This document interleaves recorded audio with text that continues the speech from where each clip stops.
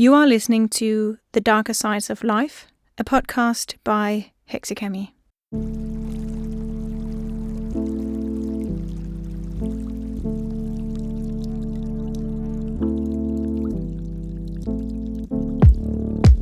Hello and welcome to another episode of The Darker Sides of Life. I'm your host Camilla, but you probably know me better under my Instagram handle, which is hexekami. Today's episode is about how to deal with a narcissist, and I want to preface this episode by saying that I have experienced narcissism on a very personal level, but that what I am sharing in this episode is not medical advice. What I mean is that I can only share my own experience and story, and if you are dealing with a narcissist in your life, my words cannot replace the ones coming from a professional. And I believe that dealing with narcissism means that therapy and professional help are great tools and often necessary to heal. But let's begin. Hi, I'm Camilla. I am a survivor of a narcissistic parent. I've shared bits and bobs from my life with my father over the last episodes, but I want to have a separate episode dedicated to this issue because it is a very complex one, to say the least. And also because I know that dealing with a narcissist is one of the most difficult things I have ever had to go through, and if my story can help others in similar situations feel one bit less alone, then I have succeeded in the mission for this podcast. Because, let me tell you, if you don't know, dealing with narcissism, and also in my case, psychopathy, is the most isolating experience ever, and I wouldn't want the worst people on earth going through it, because it breaks you in ways you cannot imagine. I want to quickly sum up my situation as a child so you're up to speed. I was born in 1992 into a family of 4, including myself. There was my mother, my father, and then there was my 10-year older sister. My mother was an anthropologist and my father was an airline pilot. He was not home very often because of his work, so my mother was my primary caretaker growing up. Before I was born, my father had decided that we had to live near his workplace, the airport, even though he wasn't home very often, and even though this meant that we had to move to the countryside, far away from my mum's work, her friends, her life. So the mother I grew up with had no real social life. The village we lived in was a sleepy one, and if you know village psychology, then you also know that people talk about each other and gossip. And I think my mum felt super vulnerable here, because we had no money really, and she had a hard time getting by. Now, you may be thinking, but I thought that pilots earned a lot of money. Why didn't you have any then? And if you did think that, then you are absolutely right. They do earn a lot of money, and my father was no exception. But you see, my father believed that his money was his, and my mum's money was for the family. So my sister and I had 2 very different worlds we grew up in. When my father was working, we watched our mum struggle to get food on the table. She was studying at uni when I was little, and so her income was very low. And then, when my father came home, we had steaks and soda, and they drank wine, and we had candy and nice bread and other nice stuff. Then he left, and the cycle repeated itself. In 1999, my father got a new base, which meant that the airport he would now be working from was not the one we lived by. So we moved, and now I think my mum started having some hope of how her life could improve. She was now closer to places where she could get a nice job that interested her and was relevant to her field. My sister could start high school. I started first grade. And for a while, everything seemed better. We moved into a big house my father bought in a nice neighborhood 5 minutes away from his parents, my grandparents, who would turn out to be the ones I think of as my parents in many ways. And I got a room we painted pink. It felt like a fresh start in so many ways, right up until it didn't. Because in 2000, my mum was diagnosed with terminal cancer. And 7 months later, in February of 2001, she died. Now, obviously losing a mum in itself is a horrible thing for a child to experience.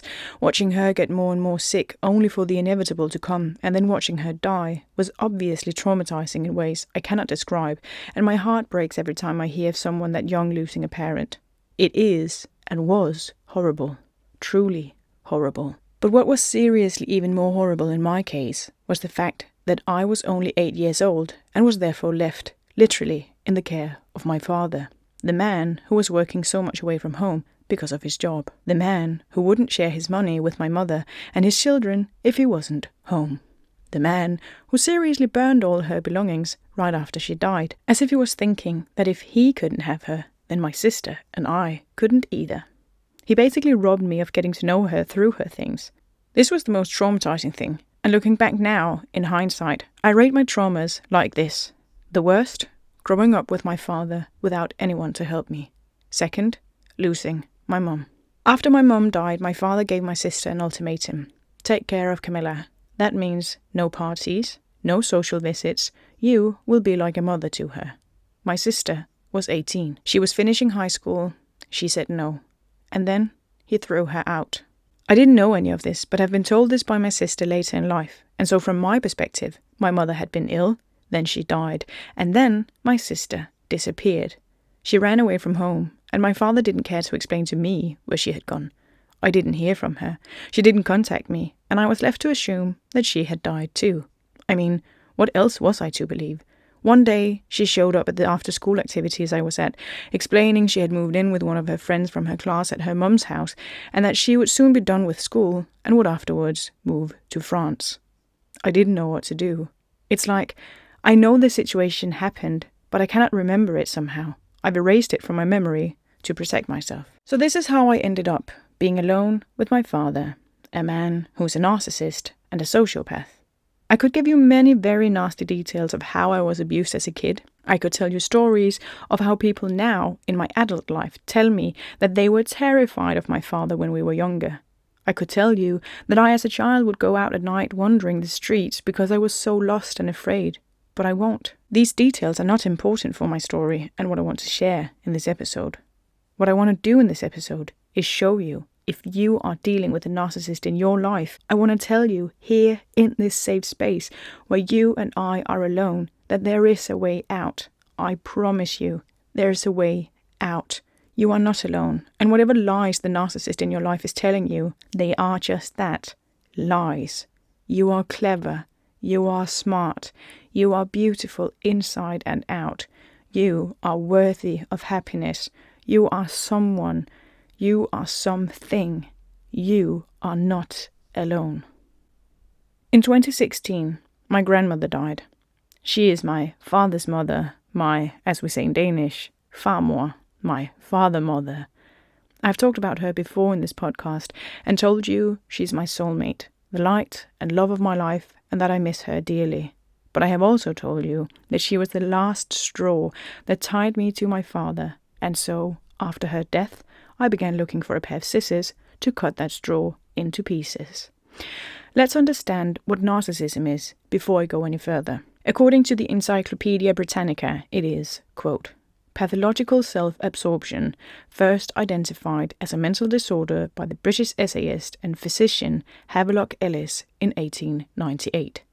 Narcissism is characterized by an inflated self-image and addiction to fantasy, by an unusual coolness and composure shaken only when the narcissistic confidence is threatened, and by the tendency to take others for granted or to exploit them. The disorder is named for the mythological figure Narcissus, who fell in love with his own reflection. According to Sigmund Freud, narcissism is a normal stage in child development, but it is considered a disorder when it occurs after puberty. Narcissistic personality disorder is usually diagnosed through clinical evaluation. It is defined by the 5th edition of the Diagnostic and Statistical Manual of Mental Disorders in terms of the personality traits of grandiosity and attention-seeking, and in terms of significant impairments in personality functioning, such as looking excessively to others for the regulation of self-esteem, viewing oneself as exceptional, having impaired empathy, and having mostly superficial relationships. Those qualities remain relatively stable over time and are not attributable primarily to a medical condition, the use of drugs, or the individual's developmental stage. Researchers have also investigated a less extreme form of narcissism that is termed the narcissistic personality type. Such individuals possess most or all of the characteristics of the narcissistic personality disorder, but are considered within the normal range of personality. End of quote. And let's also establish what a psychopath is, because, well, my father is one. So what is psychopathy? According to the Danish Psychiatry Foundation, it is when someone is incapable of feeling empathy, guilt, and responsibility for one's actions. A psychopath lacks compassion and they don't feel remorse. They manipulate others around them, and when they don't get what they want from the people around them any longer, they disregard them fully. Just throw them away. They are often very charming and can trick you into feeling like the most amazing person in the world. This is called love bombing, I believe. They don't care about anyone else besides themselves, and so the very charming attitude can quickly turn into rage fits and mental abuse. These two things are what my father is, described to a T. And I mention this because I want to make it clear that if you can recognize someone in your life from the descriptions I just mentioned, then I want to repeat myself again. There is nothing wrong with you. You are not at fault here. You can get away. The very first thing one must know when one wants to escape and deal with a narcissist and/or a psychopath is, in my opinion, that they will never change. My psychologist has this wonderful saying, and it goes like this. You have to imagine that the person you are dealing with is radioactive. The more time you spend with them, the more radiation you are exposed to. The more sick you will therefore become, and therefore, the less time you spend with them, the more you move yourself away from them mentally and physically, the less and eventually no radiation you will get. I think this is such a great mental picture that is equally easy to understand for the people who are trying to remove a narcissist or psychopath from their life, but also to explain to others why this is important and necessary to do. Because people will ask questions like, why are you doing this? They're not that bad. It can't be that bad. They don't mean it like that. Are you sure you're just not being a bit sensitive? I have never seen them do the things you say. Are you sure this is right? No one treats the people like that. I have never heard about that. That doesn't seem right. I'm sure they were overreacting. Maybe they are stressed. Maybe you should just help them relax. If you yourself have heard this, then let me remind you, this is not the truth. This is probably other people who have been conned by the person you're dealing with, which we know from the descriptions of psychopathy I just mentioned is a very common and real thing. The conning aspect due to charm and so on. I'm in many ways so fed up with other people's immediate response to me when and if I mention that I have myself decided to part with my father, even when he's still alive. It's not that I think that other people lack empathy if and when they say something similar to what I just mentioned when I say I don't have contact with my dad because he is how he is. No, it's simply because I don't want to constantly feel like I have to share horrible details from my life and childhood to make other people understand that it is indeed not me who's a bit sensitive. I'm not overreacting. I'm not just acting out because I'm a spoiled brat. Rather, I'm taking care of myself. I'm trying to mend the wounds he inflicted on me. I'm choosing my own life and my own path, and I'm refusing his opinions and violence to affect me anymore. I cannot change my past, but I am the master of my present and my future, and I choose to have those things without mental abuse. It's really that simple. When that is said, I know that separating oneself from anyone who shows signs of narcissism, psychopathy, or whatever else you call it, is not an easy task, and it needs to be done in a way that is manageable for the person doing it, if you ask me. I think that forcing it and doing it too abruptly can cause potentially dangerous situations, which is not what we want. Let me give you an example, but also preface by saying that if there is a physical violence involved, then I want you, or whoever is dealing with this, to seek professional help, if you can. I don't know what the proper way of separating oneself from a situation like that is, but I know that those situations are very dangerous for the person separating from the violent person, and thus it is important to get help. Okay, here is an example. Imagine you are a person who's in a relationship with someone who on the surface seems so nice. They do all the right things, get you gifts, show you affection, they give you love. But then imagine that the person doing all these things slowly starts showing another side to them. When there is no one around you, they criticize you, tell you the wrong things you said and did when the two of you were out and about, tell you that you have to behave, you have to change, you have to step up because you are embarrassing to be around, that you are acting like an animal and that this behavior is not acceptable. Imagine that they will start looking at you when you're amongst other people and communicate to you via their eyes every time they think you act in a way they do not approve of. Imagine that your partner will, in the car ride back home from social events, yell at you because of all the things you said and did. And then imagine you share this with your friends, your relatives, your family, and then imagine they tell you that perhaps you're a bit sensitive. Obviously, there are always two sides to a story. And isn't your partner also stressed about their work at the moment?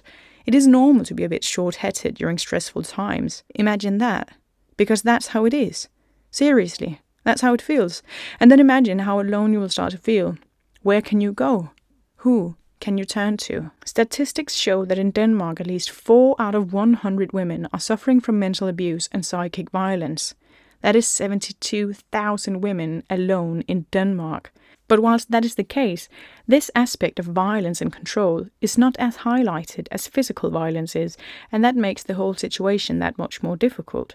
We haven't yet established a language of which we can use to speak about this, and thus getting help and getting out is difficult. So how did I escape? I know my situation differs from the statistic just shared, since it was not my partner but my father, and still I see a lot of similarities between myself and women who have had a partner do this to them. I think the physiological aspect to our brain and what we have experienced is quite similar. We are both broken, both suffer from PTSD, both hoping for a better life for ourselves. But I escaped, and I am much freer now than I have ever been. I have mentioned this before in last week's episode, but will say it again. I found a way to escape through therapy. Seriously, therapy helped me so much because it gave me a safe space to share my story whilst giving me a guide on how to deal with it, how to get away. I cut ties with my father in 2019, just after I got married. I did not tell him I was getting married, and obviously didn't invite him either. But he found out through social media and sent me a text telling me how disappointed and hurt he was, which was the breaking point for me. So I texted him and said my goodbyes and have not looked back since. He tried contacting me for a while, showed up unannounced at my home, showed up unannounced at my work, got a new phone number so he could text me and call me again, sent me a letter in which he said he knows I am being abused by my husband and that I can always come back home to the healthy family we have. Yes, you heard that right. I had to laugh when I read that. If that is not some serious projecting, then I honestly don't know what is. It's been 3 years since I last spoke to him. 3 years of bliss in so many ways. I have grieved the loss of him. Not the loss of him, because there is no loss there really, but rather the loss of a father figure. A parent really. I never got the chance to have that with my mum dying when I was so young, and that's a sorrow and burden I'm still accepting and dealing with. But I have in many ways come to terms with it, and I'm being my own parent now. I take myself on mother-daughter trips. I buy myself a birthday present from my mum. I give myself a hug when I achieve something in life from my mum, and my grandma, of course. So how do you deal with a narcissist? I'm not sure there is a final answer to this question, but I do know that identifying the issue and realizing they will never change and that you are not at fault is key. I also believe therapy will help you tremendously, and I hope that if you are dealing with a narcissist in your life, that you will seek the help you deserve. I truly wish you the best, and if you need further assistance, remember my DMs and email are open. You can reach me on Instagram at hexekami, and you can send me an email at TheDarkerSidesOfLife@gmail.com. I also have a Ko-fi page where you can get in touch with me if you want. And with that, I bid you farewell for now. We have 2 more episodes in this season of The Darker Sides of Life. If you want a second one, let me know. And please go support me and the podcast on Ko-fi. If I am to do more than these 12 episodes, then I need some financial help. There's a lot of work in doing a podcast. I have to come up with episodes, then write them down, then record them, edit them, pay for the podcast hosting service I use, and more. So if I am to do a second season, and that's something you would be interested in, then I need to get $100, which is around 75 British pounds and around 88 euros. That way, I have some money for the services I use to get this podcast out there, and I have some money for a biscuit and a cup of tea for myself. So if a second season is something you'd like, then go to the Ko-fi page now and donate. I'm setting up a goal there for the $100 mentioned, and if I reach it, then I'm doing the second season. Please note that any donations you give are non-refundable, and that if you donate and I don't reach the goal, then I unfortunately won't do a second season. So in other words, donate if you've enjoyed this podcast and want to support me and my work. Should I reach the goal, that is then a bonus to you. I hope that makes sense. Thank you for listening to today's episode. Take care of yourself, and remember, you are never alone in the darker sides of life. If you like this episode, I'd very much appreciate it if you would take a moment to share it with your friends and leave a review and rating on iTunes. It helps me reach more people, and the only thing I want is to reach those who need someone to tell them they're not alone in the darker sides of life. Thank you for helping me and this podcast get out there. I have also set up a Ko-fi, so if you want to donate a few dollars to the podcast, there is a link for it in the description to this episode.